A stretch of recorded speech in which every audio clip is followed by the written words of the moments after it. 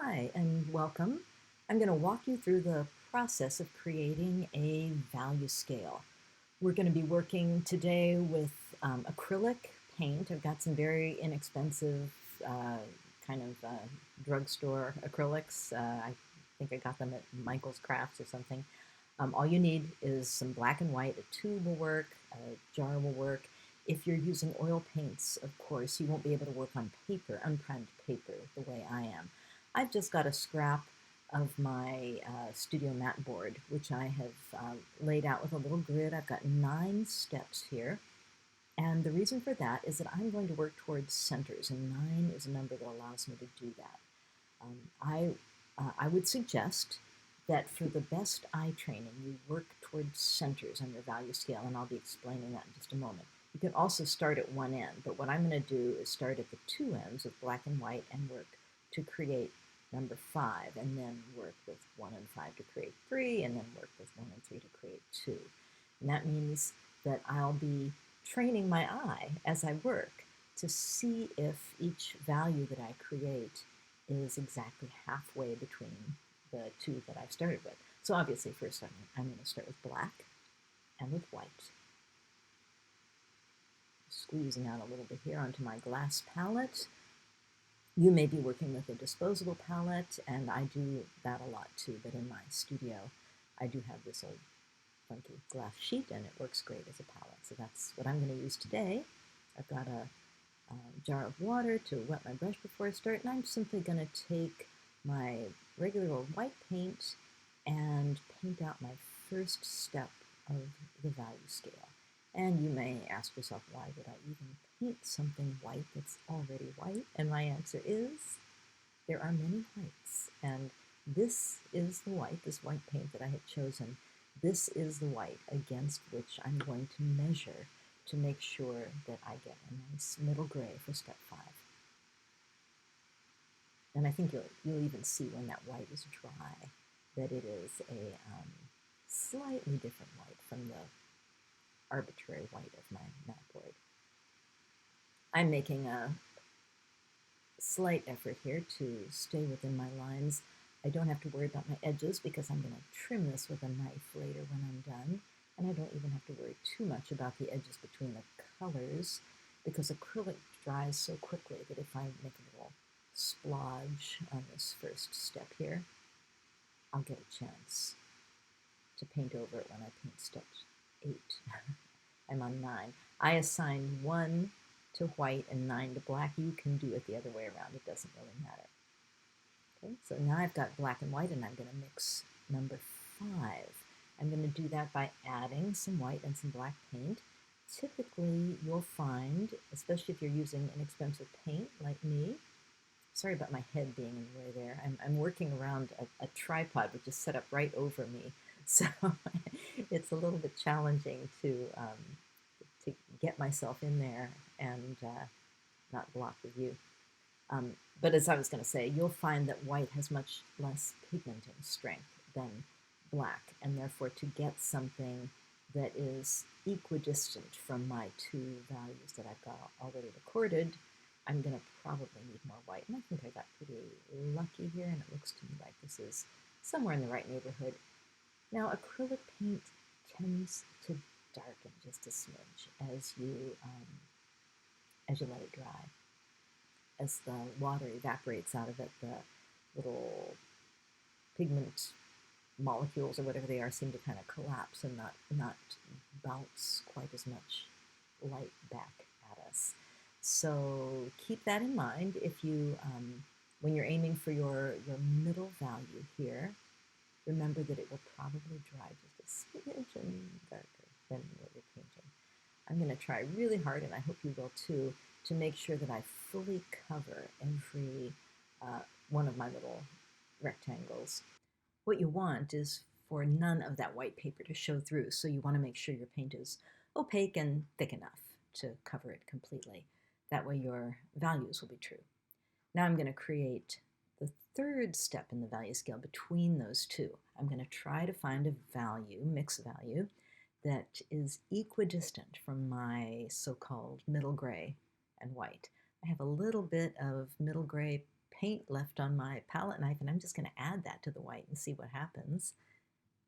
And if this is your first time mixing paint with a palette knife, I'll just mention that my technique is to push the paint out until it's mixed and then gather it up in a sort of a shaving, scraping.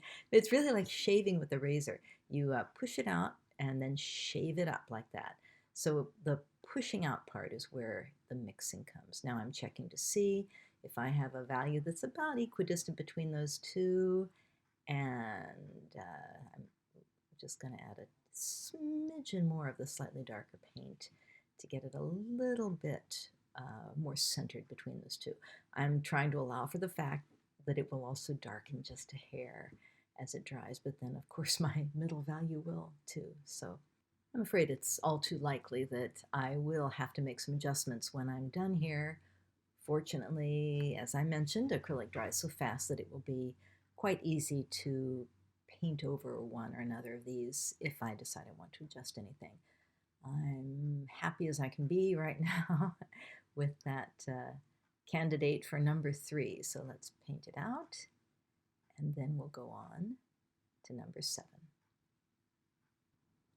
And at this point, to have a little mercy on you, I did begin to double time the video because I think you get the idea here. And I had a lot of trouble getting number 7. I had to constantly compare it, and you'll see me holding my palette knife up again and again to number 5 and number 9 to see if I've got a value that's equally distant from the two. And this one, of course, is too close to number 5. I'm adding a little black.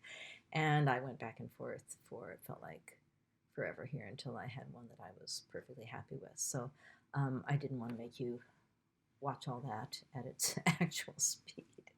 So I will mention here, as you watch me wrestle with these values, that it's important to keep your palette knife obviously really nice and clean, unless you're intentionally using the value that's on that paint to alter the value of the paint that you're mixing. Important to really rinse your brushes well and dry them a little bit with a paper towel or a rag or something in between, so that you work nice and clean to make these steps of value, and so that you develop good studio habits for when you're mixing a color that you really want and you don't want any accidents with it in a painting. Looks like I'm finally happy with my number 7. And what you're after here, of course, is a value scale that doesn't have lumps and bumps in it, that seems to have, as you mix the even numbers now that I just pointed to, you're going to want to try to get values that really keep the steps going in even increments. The most difficult ones, I would say, are number 2 and number 8, and I'm mixing number 2 right now, and you want a color that is so close to white that that the step is very, very small. Obviously, it depends on if you're making a 9-step scale or a 17-step scale, which I believe is the next number that allows you to work to centers like this. I mixed a color that I thought was great for this, and my recollection is, I'm doing a voiceover over the video, of course, that once it dried, I was not happy with this color and ended up altering a little bit. But that's okay, because that may happen to you, and you'll see how easy it is to do that. That's my number 2, and I can see, even looking at that right now, that the value I've painted for number 2 is clinging to number 3 a little bit. There's more difference between 1 and 2 than there is between 2 and 3. So that's what I'm talking about in the eye training here. Let's watch me take a go at 4, and we'll see how I do on that one. I'm aiming now for a value that's between 3 and 5. As I mentioned, I'm happy to accept a value scale of just about any number of steps. I think that the training that you get in palette work and brush work here, and the fact that you'll then have a studio value scale that you can use to compare to the paintings you're working on, that's valuable, even if you don't work towards centers. But I really do believe that the best eye training, which is a rather important part of this exercise, comes from working towards centers in this way. Now I'm going to try number 6. So you see the difference here from working to one end, between working to one end and working from centers, is that if you start with black and just keep adding a tiny, tiny, tiny bit of white until you get to white, you'll get a nice smooth scale, but you'll never know how many steps it's going to take to get you there. It would only be an accident if you got there in 9 steps. So here I'm setting myself the challenge of breaking that value scale down into exactly 9 steps, and it makes it a little more challenging and thus better training for your eye. And again, here I'm going back and forth with a little bit of white and a little bit of black, and I just bet that this will happen to you too. I can see already that that's too light. Kathy, add some more black. There we go.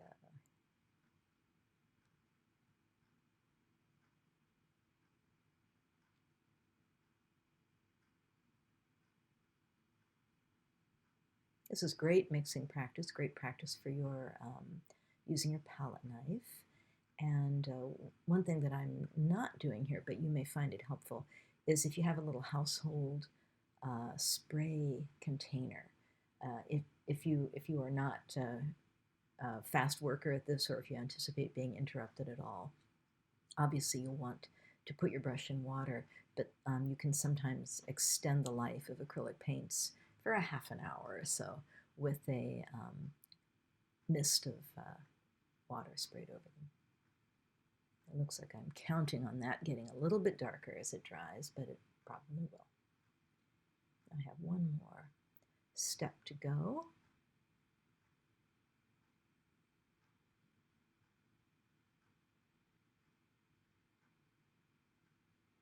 And again, this one right next to black is a tough one to get. You want a color that is so dark that it's almost black and yet distinguishable from black. And this is good practice to try and mix.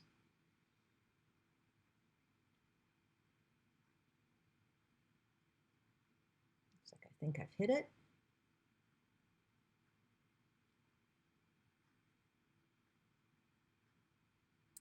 Can't remember if I've mentioned this, but the brush I'm using is one of my favorite types of brushes. It is a flat, or possibly a bright, which is a short flat brush, but I like that rectangular shape, and I typically use the edge of the brush to get a nice clean edge on things. Okay, now I've obviously already decided that I have a lump between number 1 and number 2, and I am trying to mix a value that is just a little bit lighter than my current number 2, pretty much just adding white to the little bit of black pigment that was left on my palette there. Now this looks like it's too light, but again, it will darken just a smidge as it dries, and I think it's going to be better than the one I've got. That paint is already dry enough to paint over. That's how fast acrylic dries. I have not mixed any water into this paint because it was fairly thin to start with, and I really wanted it to be nice and opaque. There we go. Much smoother. And about 10 minutes later, this was dry enough to trim with a knife. You don't need to do that, but I did just to make it look a little bit neater. And there's our studio value scale.